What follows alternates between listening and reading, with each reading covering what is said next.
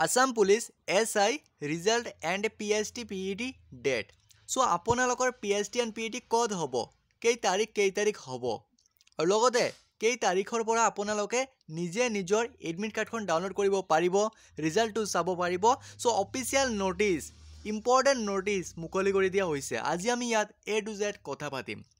So আপোনালোকে ভিডিওটো skip নকৰাকৈ চাই থাকিব আৰু যদিহে আপোনালোকে আমাৰ চেনেলটো নতুনভাৱে ভিজিট কৰিছে তেনেহলে প্লিজ চেনেলটো সাপোৰ্ট সাবস্ক্ৰাইব এণ্ড ফলো কৰিব নাপাহৰিব ইয়াতে মন কৰিব এইটো আমাৰ অসম পুলিচৰ অফিচিয়েল সাইট হয় state level police recruitment board so ইয়াতে আপোনালোকে স্কলান কৰিব কৰাৰ পিছত ইয়াতে প্ৰথম এখন নোটিছ মুকলি কৰি দিয়া হৈছে যে 4/3/2025 আজি নোটিছখন মুকলি কৰি দিয়া হৈছে কিন্তু ডেটটো যোৱাকালি দিয়া আছে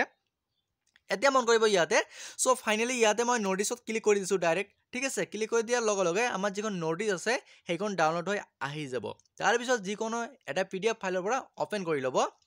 লোৱাৰ পিছত ইয়াতে স্পষ্টভাৱে লিখা আছে সো মই সকলোখিনি ইয়াতে জনাই দি আছো মন কৰিব ইয়াতে লিখা আছে office of the chairman state level police recruitment board Assam Rehabari Guwahati 4/3/2025 তাৰিখত নোটিছখন মুকলি কৰি দিয়া হৈছে আৰু ইয়াতে লিখা আছে 144 post of sub inspector UB in Assam police 7 post of sub inspector of communication ইয়াৰ পিছত APR এইটো আৰু 51 post of sub inspector AB আৰু লগতে 1 পোষ্ট অফ এসিস্ট্যান্ট সো আমাৰ SI লেভেল যিখিনি পদ আছে ইয়াৰ আমাৰ পৰীক্ষা যেহেতু 5/1/2025 জানুৱাৰী মাহৰ 5 তাৰিখত এক্সামটো হৈছিল আৰু এই এক্সামটোৰ আমাৰ ৰিজাল্ট মুকলি কৰি দিয়া হ'ব 6/3/2025 মানে মাৰ্চ মাহৰ 6 তাৰিখত আপোনালোকৰ ৰিজাল্টটো মুকলি কৰি দিয়া হ'ব মানে কালি আপোনালোকৰ ৰিজাল্টটো মুকলি কৰি দিয়া হ'ব আৰু আপোনালোকে ৰাতিপুৱা 11 বজাত চাব পাৰিব সো আপোনাৰ নামটো আহিছে নে নাই বা আপোনালোকে PST and PET দিব পাৰিবনে নাই আৰু ক'ত যাব অসম পুলিচৰ অফিচিয়েল ওয়েবসাইট যেটো আমি SLPRB বুলি কোৱা হয় তাতে আপোনাক চাব লাগিব ইয়াতে লিংকটো দি দিছে ওকে সো ইয়াৰ পিছত লিখা আছে মন কৰিব so candidate will have to log in so ইয়াতে কোৱা হৈছে আপোনালোকৰ application number name and date of birth to the check কৰিব পাৰিব ৰিজাল্ট ইয়াতে স্পষ্টভাৱে লিখা আছে ওকে সো ইয়াৰ পিছত লিখা আছে নেক্সট টু মন কৰিব The PST and PET for the post of SIUB, SI Communication, SIAB of the qualified candidate will be held. So, ইয়াতে কোৱা হৈছে যিসকলে কোৱালিফাইড কৰিব মানে যিসকলে পাস কৰিব ৰিজাল্টটো ভাল হ'ব কাট অফ লিষ্টত নামটো আহিব তেওঁলোকে PST and PET দিব লাগিব আৰু PST and PET দিব লাগিব ইয়াতে ভেন্যুটো লিখা আছে মানে ঠাইখনৰ নাম লিখা আছে fort Assam police battalion Kahilipara Guwahati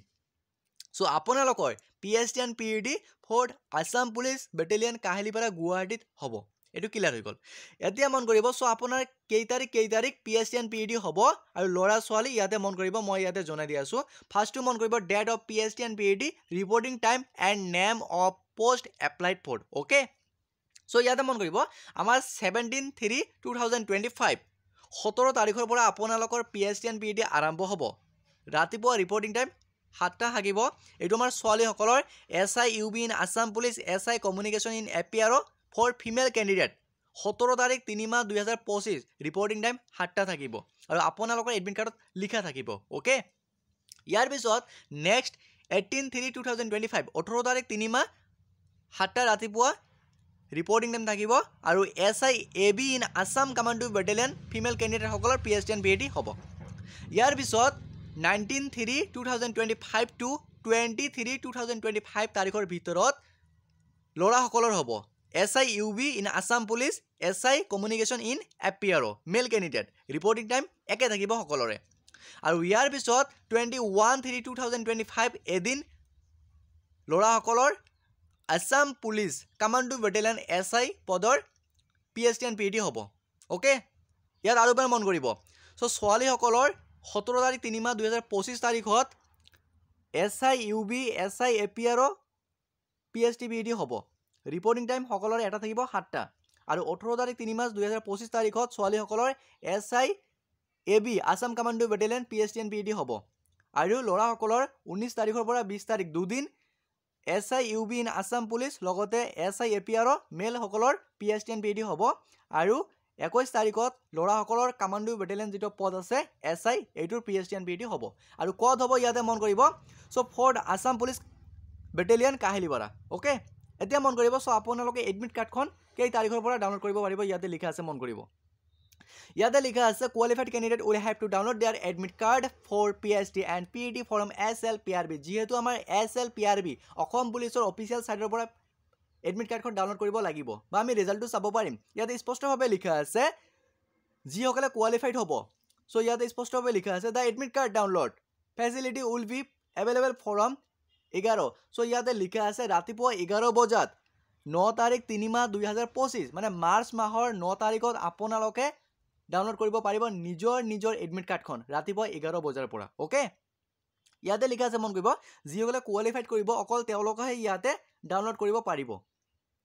আৰু ইয়াৰ পিছত মন কৰিব সো আপোনালোকৰ কিবা যদি প্ৰবলেম হয় তেনেহলে ইয়াতে এটা নাম্বাৰ দি আছে কল কৰিব আৰু আপোনালোকে এডমিট কাৰ্ডখন ডাউনলোড কৰিব ইয়াতে লিখা আছে candidate will have to log in for downloading of their admit card by ইয়াতে লিখা আছে application number name and date of birth দি আপোনালোকে ডাউনলোড কৰিব পাৰিব আৰু কিবা যদি প্ৰবলেম হয় তেনেহলে ইয়াতে এটা টেকনিক্যাল সাপোৰ্ট টল ফ্ৰী নাম্বাৰ দিয়া আছে ইয়াতে কল কৰিব পাৰিব কিন্তু আপোনালোকে সানডে কল নকৰিব বা আমাৰ যিবিলাক ওয়াৰ্কিং ডে আছে কাম কৰা দিন ইয়াৰ ভিতৰত কল কৰিব ঠিক আছে আৰু ৰাতিপুৱা 10 বজাৰ পৰা 5 বজাৰ ভিতৰত ইয়াতে নাম্বাৰটো মন কৰিব 8108014947 এই নাম্বাৰটোত কল কৰি খুদিব পাৰিব বাট ওয়াৰ্কিং ডে হ'ব লাগিব আপোনালোকৰ কি প্ৰবলেম আছে সলভ হ'ব ওকে আৰু কিবা যদি ক'বলগীয়া থাকে তেনেহলে কমেন্ট কৰি জনাব লগতে চেনেলটো সাপোৰ্ট সাবস্ক্ৰাইব এণ্ড ভিডিঅ'টো এটা লাইক কৰিব নাপাহৰিব কিয়নো এনেকুৱা ধৰণৰ ইনফৰমেশ্যন বিলাক সকলোৰে আগত পাবলৈ লগতে এনালাইটিক ভিডিঅ'সমূহ জয় অসম